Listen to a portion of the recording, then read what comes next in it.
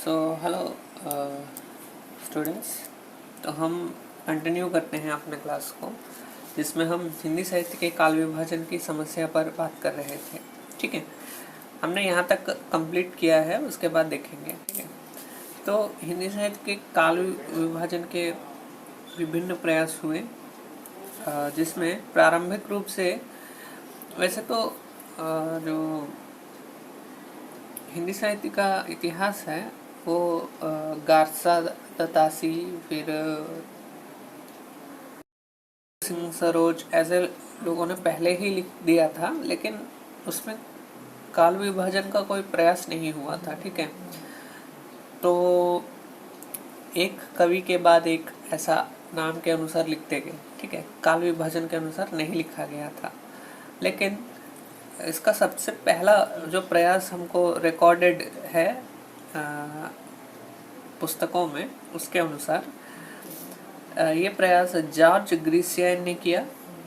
मतलब कौन सा काल कैसे विभाजन करना है, उसमें कौन आएगा। ठीक है, इस प्रकार से जो विभाजन है, जो डिवीजन है, इसका पहला प्रयास जॉर्ज ग्रीसियन ने किया। ठीक है, तो इसको इन्होंने कुछ इस प्रकार विभाजित किया है। ठीक है, ये पार्ट 1 है, ये पार्ट 2 ऐसा। ठीक है, तो चारण काल, तो इन्होंने 7वीं शताब्दी से ही जो है काल विभाजन प्रारंभ किया। ठीक है, फिर जो दूसरा काल है उसको इन्होंने धार्मिक पुनर्जागरण का काल कहा है। ठीक है, यहाँ पे समय नहीं दिया गया है, क्योंकि यहाँ पे बहुत से काल आएंगे। ठीक है, तो समय आप यदि एग्जाम में जॉर्ज ग्रीसियन का काल विभाजन आप लिस्ट बना रहे हैं तो समय ना दें तो भी ठीक है, चलता है। ठीक है, तो वैसे क्वेश्चन के अनुसार ये डिपेंड करता है। वैसे यहाँ पे तो नहीं दिया गया, तो हम भी नहीं दे तो भी ठीक है। ठीक है, तो जायसी की प्रेम कविता, कृष्ण संप्रदाय, तो ये सब आप कैसे याद करेंगे। ठीक है, तो इसको आप एक कहानी बना लीजिए और उसके अनुसार याद कर लीजिए क्रम से। तो यहाँ पे आप देख सकते हैं कि हम जब कोई बड़ा लिस्ट है, कुछ याद करना है आपको, तो ऐसा कुछ कहानी बना सकते हैं। ठीक है, आप अपने अनुसार कोई भी कहानी बना सकते हैं। जैसे यहाँ पे मैंने नंबर्स दे दिए हैं। ठीक है, यहाँ पे पूरे 11 डिविजन्स हैं इस काल के। ठीक है, तो यहाँ पे देखिए, चारण लोग धार्मिक थे पर प्रेम कविता लिखते। इसका प्रभाव कृष्ण संप्रदाय और मुगल दरबार पर पड़ा। ठीक है, तो यहाँ पे देखिए कि चारण काल से चारण धर्म, यहाँ पे देखिए धार्मिक पुनर्जागरण।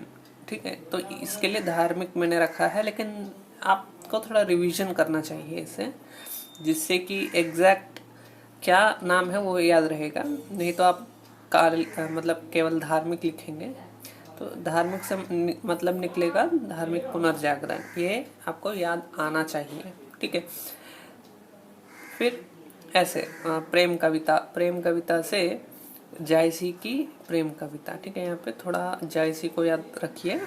ठीक है, ऐसा इसका प्रभाव कृष्ण संप्रदाय और मुगल दरबार पर पड़ा। कृष्ण संप्रदाय का वही नाम, मुगल दरबार का वही नाम। ठीक है, तो ये सब काल का विभाजन है ग्रीसियन के द्वारा, जो कि 11 डिविजन्स में समाप्त होता है। अब सबके काल बताना आवश्यक नहीं होगा मेरे अनुसार, कोई 3 या 4। ठीक है, 4 लोगों का काल विभाजन जो प्रमुख हैं वो बताने से काम चल जाएगा मेरे अनुसार। ठीक है, यदि प्रश्न जो है वो जनरली आता है तो। ठीक है, तो हिंदी साहित्य के काल विभाजन के विभिन्न प्रयास क्या थे, यदि ऐसा कोई प्रश्न बनता है तो आप ग्रीसियन का एक अच्छा उदाहरण दे सकते हैं इस प्रकार से। ठीक है, तो जो प्रमुख है वो आप बताएंगे, तो जो आपके आंसर्स को चेक करते हैं उनको समझ में आ जाता है कि आपने ये लेसन अच्छे से पढ़ा है। ठीक है, तो चलिए फिर मिश्र बंधुओं का एक और प्रयास था, ठीक है। तो ये काल विभाजन का यदि हम देखें तो एक और दूसरा प्रयास कहा जा सकता है, ठीक है। तो आरंभिक काल, अब ये वाला थोड़ा डिफ़िकल्ट है, ये नंबर वाइज ईयर वाइज याद करना मेरे अनुसार थोड़ा कठिन है, इसलिए इसको छोड़ दीजिए। केवल आरंभिक काल, फिर माध्यमिक काल, ये वाला क्रम वाइज याद कर लीजिए। ये ईयर जो है उसको आप छोड़ सकते हैं, क्योंकि यहाँ पे हम कई लोगों का काल विभाजन बताने वाले हैं, ठीक है। तो ईयर्स याद नहीं रहेंगे, और ये मुझे नहीं लगता कि ये उतना प्रमुख है, ठीक है। मतलब ईयर वाइज बताना, केवल नाम बताने से चलेगा। अलंकृत काल, परिवर्तन काल, वर्तमान काल। अब इसको भी यदि आपको याद करने में डिफ़िकल्टी है तो इसका भी कोई कहानी बना के याद करिए। ये तो कम है इसलिए उतना डिफ़िकल्ट नहीं होगा, 5 ही है डिवीजन इसका, ठीक है।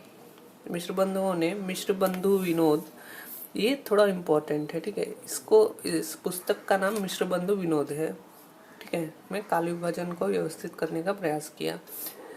तो खंडों के उपखंड बनाए, ठीक है, इस प्रकार।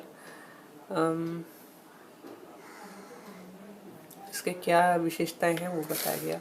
फिर रामचंद्र शुक्ल का ईयर वाइज थोड़ा बताइएगा, क्योंकि ये थोड़ा इम्पोर्टेंट हो जाता है। तो आप कौन से ईयर में बताएंगे? जैसे ये वाला सन है, ये वाला संवत है, तो संवत में बताइए, ठीक है।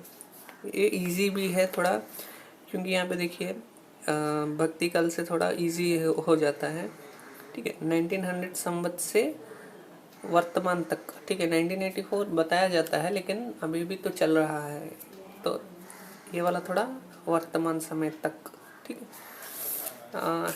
ये याद कर लीजिएगा, ठीक है। ये नाम और समय इनका थोड़ा इम्पोर्टेंट है।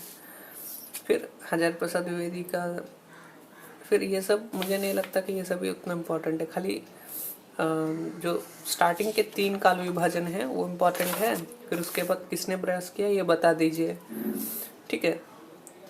आप चाहे तो इसको याद कर सकते हैं हजारी प्रसाद द्विवेदी का, क्योंकि इसमें भी उतना डिफ़िकल्ट नंबर नहीं है, ठीक है। तो अभी तक कितने हुए? 4, ठीक है।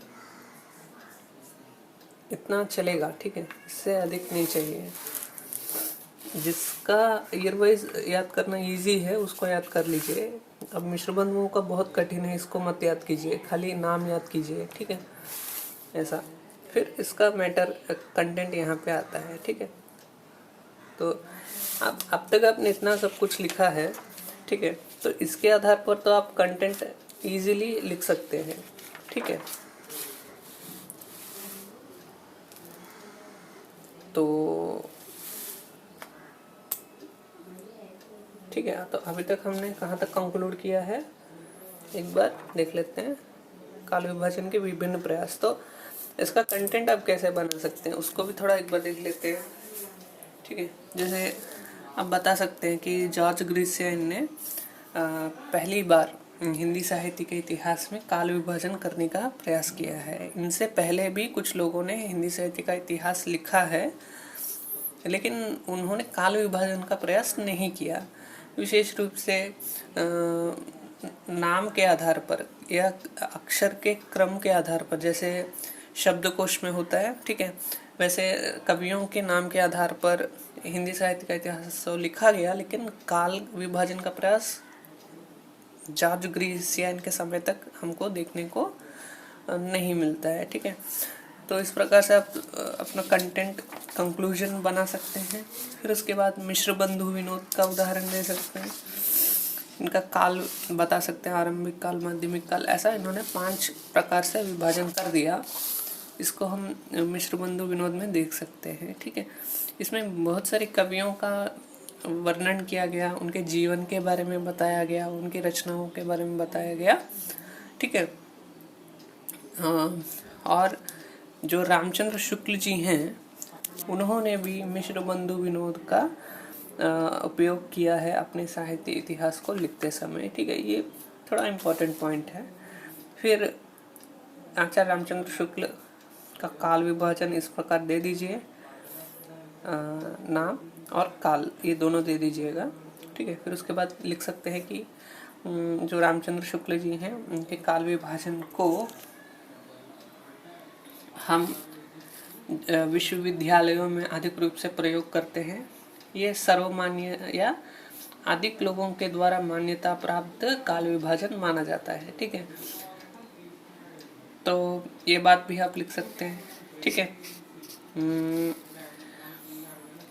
फिर हजारी प्रसाद द्विवेदी का काल विभाजन भी रामचंद्र शुक्ल जी से थोड़ा मिलता जुलता है लगभग, ठीक है, बहुत डिफरेंस नहीं है। इस बात को भी आप लिख सकते हैं, ठीक है।